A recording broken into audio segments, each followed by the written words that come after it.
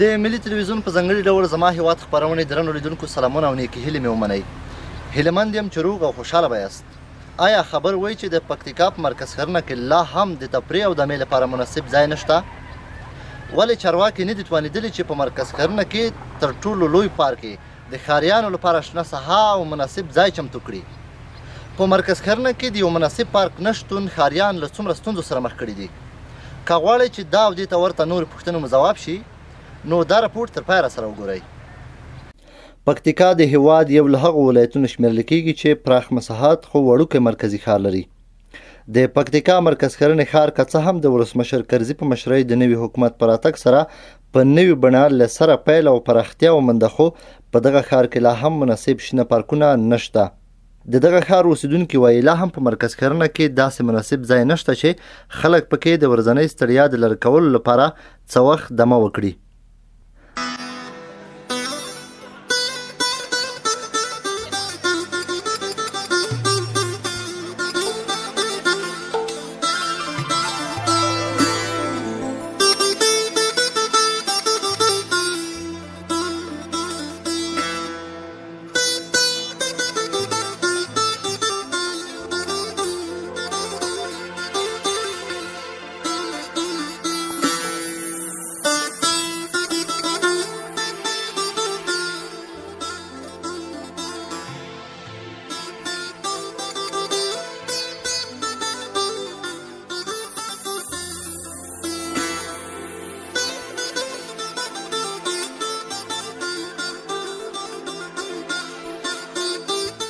راشي یعنی که ناسته شي ګارد مرز نه باشتي ډېر ته خوشاله دي.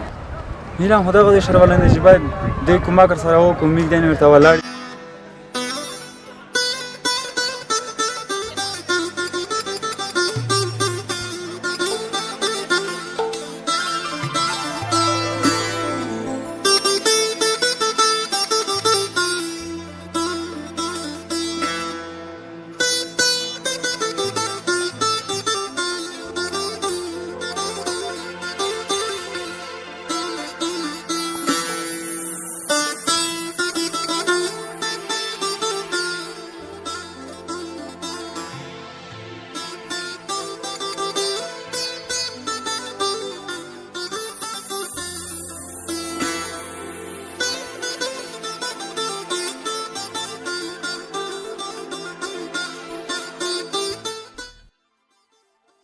په دغه پارک کې چې کوم د بیا رغونې کارونه روان دي، یو کال وروسته به معلومه شي چې آیا دغه پیسې د تیر په څیر بیا هم اوبه وړي که نه دغه ځای د پکتیکاوالو لپاره په یوه مناسب تفریح ځای بدلیږي.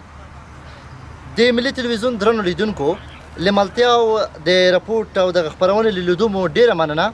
تر بیا ښه